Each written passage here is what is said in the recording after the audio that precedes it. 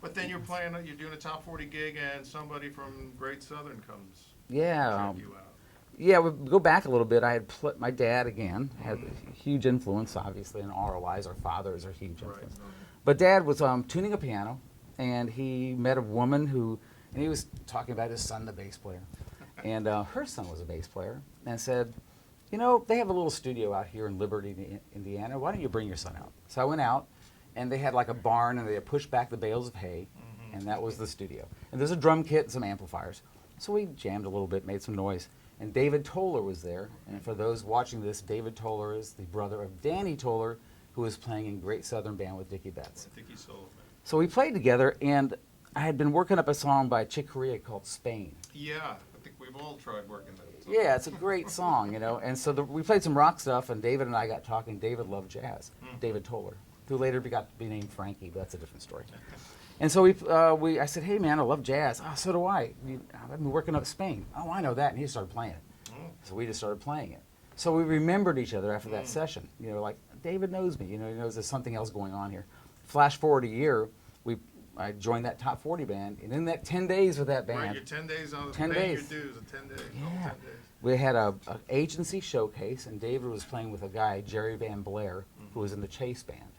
The remnants of Chase after the accident and all that. And so he said, oh, man, good to see you again. What's going on? And I played some bass. We had a good time together.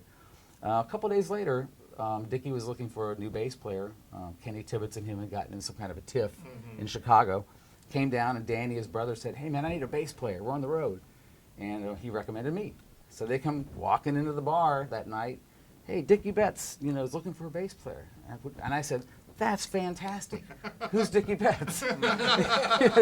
That's great, you know. And he said, oh, and then they explained, and I was like, wow. And all those things that Bill Jeffries taught me just clicked in, like, holy, really? That guy? Really? So went to the Carousel Inn on Reading Road in Cincinnati, Ohio, which had a cool bar where Cal Collins played.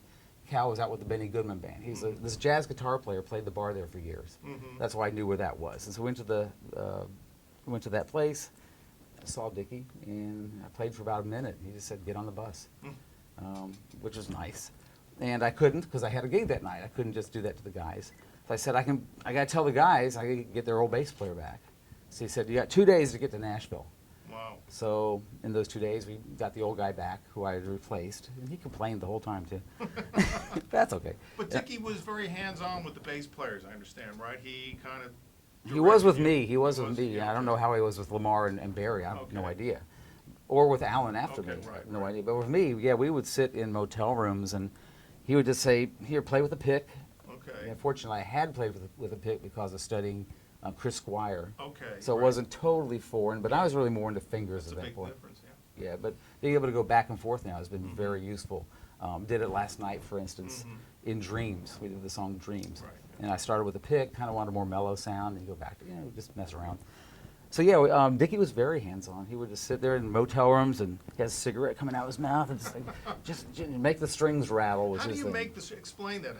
What is Barry Oakley, the string rattle technique? What exactly is that? I imagine it's just, well, for me, it's just overpowering the string, where it's the wavelength, the distance of the string, going back and forth in its wave pattern.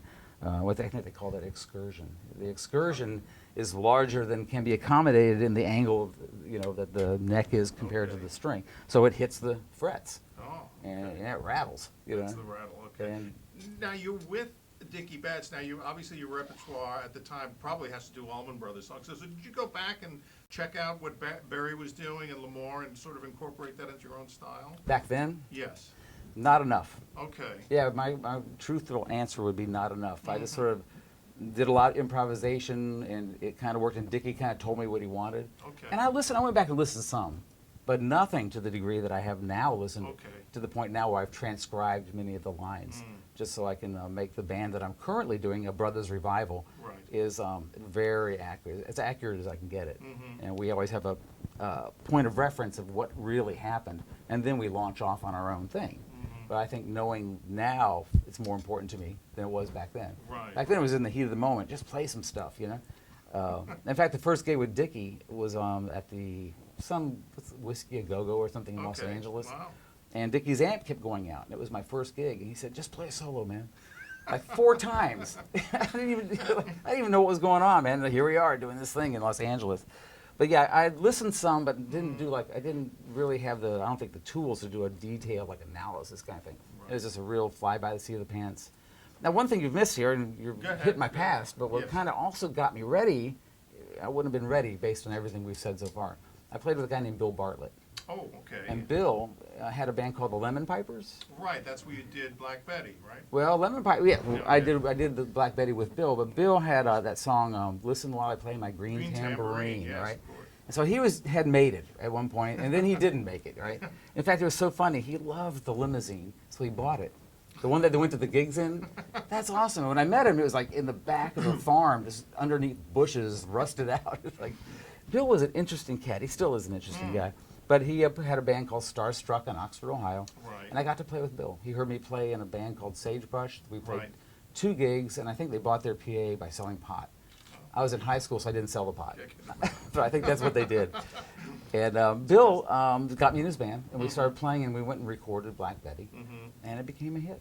Was but wasn't that on the Ram Jam? Was that the band? Ram Jam was the band that toured it, because by the time it became a hit, I was already playing with Dickey. Right. And the band had broken up, manager this. So you're on the Ram Jam record, is that right? I'm only on that one tune, on Black Okay. Betty. Wow. Yeah. So right on, what was that like? That was cool. I couldn't believe it. And it happens every time I hear it now. Wow. Because it's still, that song is almost as much or more iconic than the Allman Brothers, because it still gets airplay. It's unbelievably popular everywhere you go. Everyone knows that song. You talk about the Allman Brothers, right now it's hit or miss. Black Betty, it's almost universal. I mean, because it was in movies with Johnny Depp, Yeah, and yeah.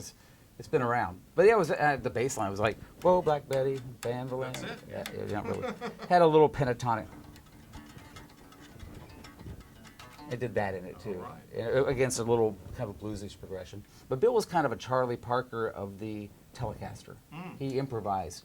He wasn't like he was very, not undisciplined, but he was very free in his playing. So every night it was something was going on with Bill. He was a great player, and he prepared me to play with Dickey. Okay. Hadn't played with Bill, wouldn't be ready for Dickey.